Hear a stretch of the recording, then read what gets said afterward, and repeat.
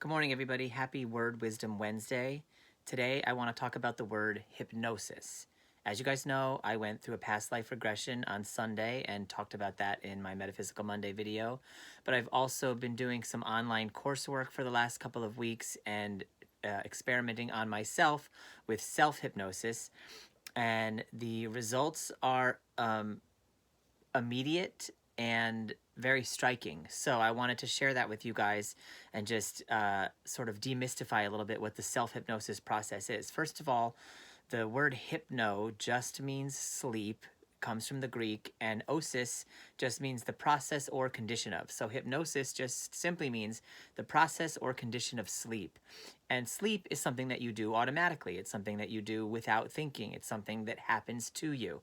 Hypnosis is also a similar thing in that sense. You can be deliberate about it, and you can put yourself into a state of self-hypnosis, but it's an easy thing to do, and we can all do it. It's becoming more and more commonplace in therapeutic circles today because of the striking and lasting benefits. So I felt like I had to share this with you guys because it's something you can each practice immediately and start to get immediate results. Something else I didn't want to forget to mention is that the results are cumulative. So the more you practice, the deeper and deeper and more striking the results become. If you want to look into this more yourself, I've been spending time on hiptalk.com, hypnosisdownloads.com, and those are some great resources, as well as the Hypnosis and Motivational Institute. So check that stuff out. But really, I've kind of distilled it down into a 7-step process that I've been going through as an amalgam of all of those things, and I want to share that with you guys because it's been helping me a lot. So step 1 is to set a goal. The trick here is for the goal to be believable by you. So if you are trying to earn more money, you can't say, I want to become a millionaire, because you probably don't believe that that's possible, at least not in a short amount of time. But if you say, I'm working towards making $1 million, then that is more believable. Or I want to make $10,000 this month, that's more believable. So make sure that you set a goal and that it's believable, and that you frame your goal in a positive way. So if you want to quit smoking, for example, you don't set the goal to quit smoking. You set the goal to see yourself with clean lungs. Does that make sense? So whatever your goal is, frame it as a positive. I don't want to stop something. I don't want to give up something. I want to achieve something, or I want to integrate something new. Once you have your positively framed goal, you form that as a suggestion. So it's a way you can suggest it to yourself. So step 1 is to have the positive goal. Step 2 is to close your eyes and breathe deeply for 3 breaths. And very specifically, you breathe in for 7 seconds and out for 11 seconds. In for 7, out for 11. As you do that 3 times, you switch your brain waves from the normal beta state that we're in when we're stressed and anxious and wide awake into a theta state, which is that state of consciousness between awaking and asleep. And this is also a state, incidentally, that science has discovered is where more sort of paranormal, psychic, or magical phenomena occur, is in that in-between state between awake and asleep, and it's called the theta state. So this sort of breath work induces that state even when you were wide awake previously.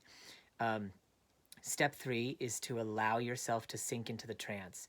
So as you do the breath work, consciously release any resistance to the idea that this isn't going to happen and induce yourself into a trance.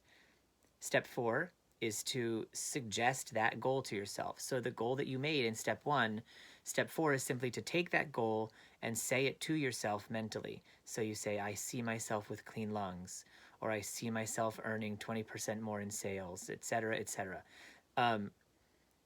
After you make that suggestion, you visualize the suggestion coming to pass. So whatever that means for you. And visualization doesn't just mean a mental image, it's also very sensory. So if it's something that includes smell, then imagine yourself smelling it, or tasting it, or feeling it, or hearing it. Engage all of your senses in the visualization process. That's step 5. And then step 6, after you've done this, and this whole process, you can do it for 2 minutes, you can do it for 5 minutes, you can do it for 20 minutes, you can do it multiple times a day. So whenever you have a chance, try it out, because it starts to work right off the bat. The reason it starts to work right off the bat is because that theta brainwave state is a state that impresses deeply upon your subconscious mind that which you are calling forward and desiring. So when you can put yourself in that theta state trance and then suggest to yourself and visualize with all of your senses, you are doing something very powerful, so it doesn't have to take very long.